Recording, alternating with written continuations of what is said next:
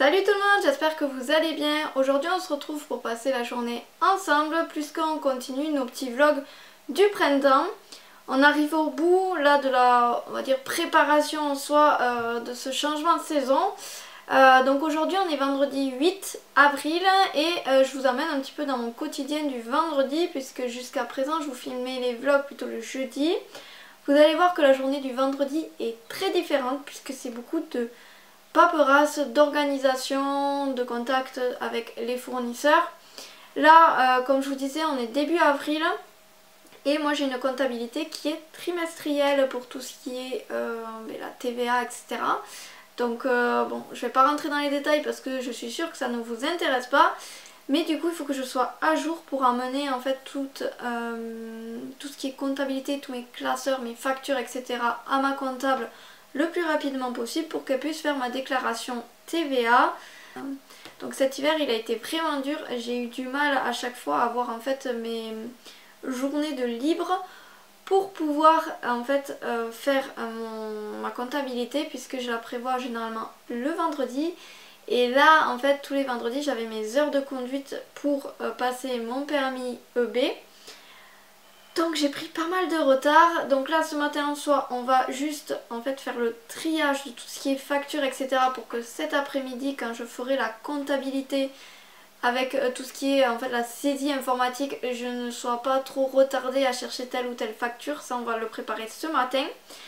Ensuite du coup je vais faire quelques appels pour avoir le devis pour ma carrière. Je vous expliquerai tout ça tout à l'heure quand on y sera puisque j'ai donc ma commande.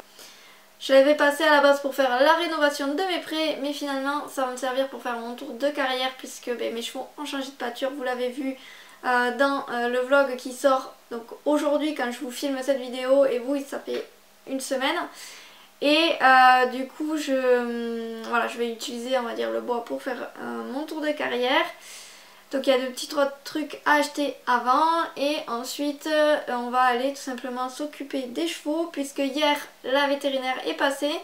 Donc j'ai 2 vaccins à faire à 2 ponnettes et ensuite j'ai également le traitement de Vivi à continuer mais je vous expliquerai tout ça quand on y sera.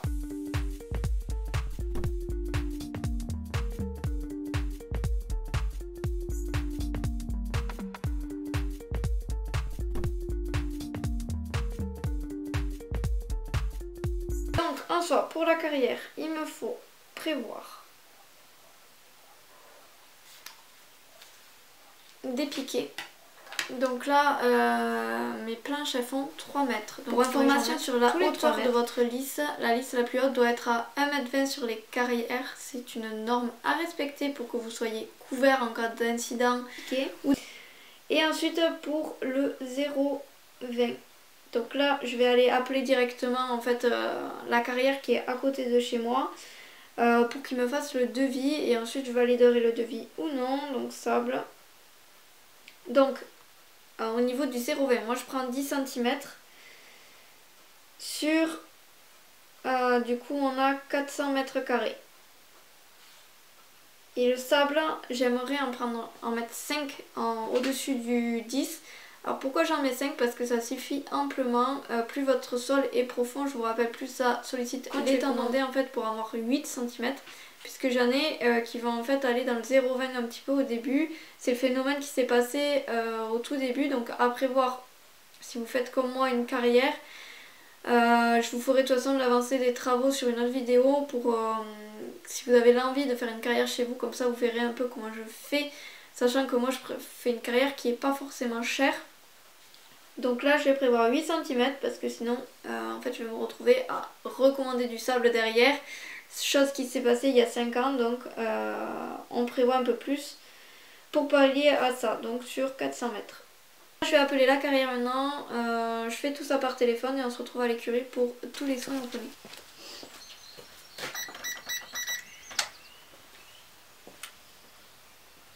Ça y est, nous voilà à l'écurie, donc là je remarque vraiment qu'il me manque une table de préparation en fait tout simplement.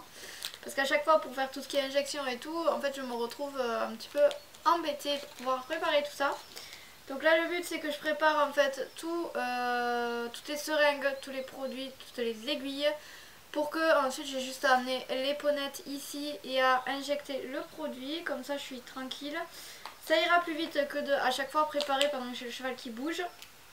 En même temps, du coup, pendant la préparation, je vous rappelle que tout ce qui est injection, il vaut mieux que ce soit le vétérinaire qui le fasse. Moi, je suis professionnelle, mais je ne pique que mes chevaux à moi, puisque c'est ma responsabilité et ce sont des chevaux qui m'appartiennent.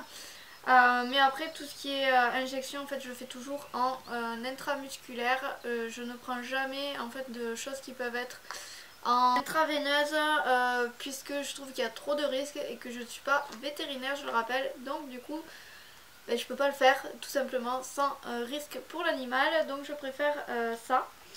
Au niveau de Showgirl, elle a vu la vétérinaire hier, elle, pour tout ce qui était en fait lié à sa mise à la reproduction, puisque la mise va partir à la saillie je ne sais quand, puisqu'en fait elle n'a aucune activité pour l'instant, vraiment rien à déclencher. Donc j'ai appelé l'étalonnier pour le prévenir, lui demander aussi jusqu'à quand c'était possible pour lui de bloquer, on va dire, la saillie, jusqu'à quand il acceptait de la prise de jument à la saillie chez lui.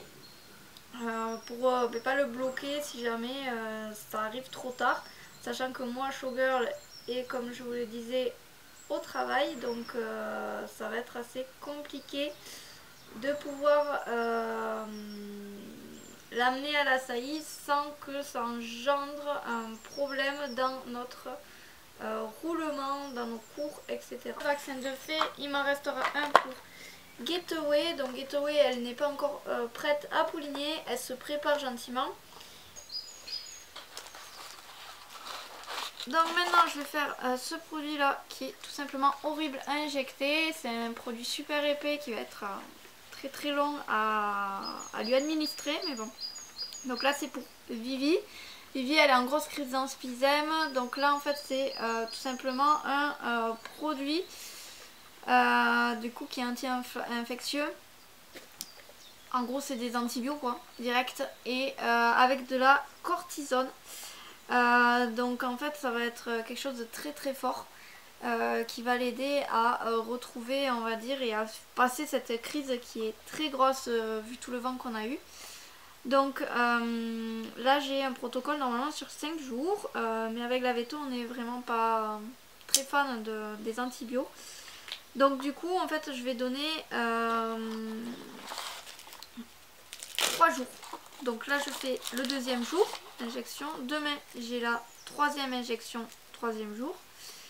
Et on voit en fait ce que ça donne. Si sa crise est passée et que ça s'est calmé, en fait j'arrête directement l'injection et j'aurai, on va dire, un au cas où de 2 injections supplémentaires si elle nous repart en crise, puisqu'il est prévu encore beaucoup de vent. Et si jamais ça passe pas, je fais le protocole sur 5 jours comme l'a conseillé ma vétérinaire. Et ensuite je repars sur ma phyto, comme voilà, elle m'a dit que ça a été très bien et que ça vraiment l'apaiserait. Mais là il faut faire passer la grosse crise pour qu'on puisse être tranquille.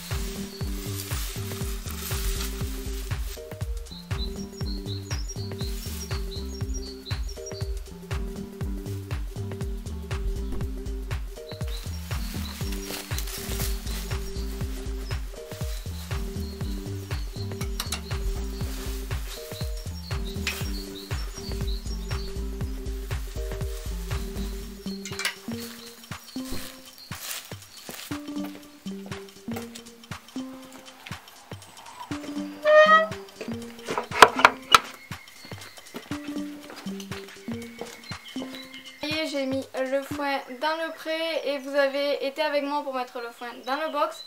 Donc là tout est prêt pour ce soir. Moi comme vous avez vu j'ai ouvert mon armoire, préparé le pinçage pour Erebor puisque je vais monter. Cet après-midi comme je vous l'ai dit ça va être consacré à la compta, donc je vais pas vous filmer ça parce que ça va être barbant et vous avez vu un petit peu comment ça se passait le matin. Là en plus ça va être que sur l'ordi de la saisie. Il est déjà 12h30, je vais monter, ensuite je rentre manger. Sur ce je vous dis à la semaine prochaine pour une nouvelle vidéo. Ciao.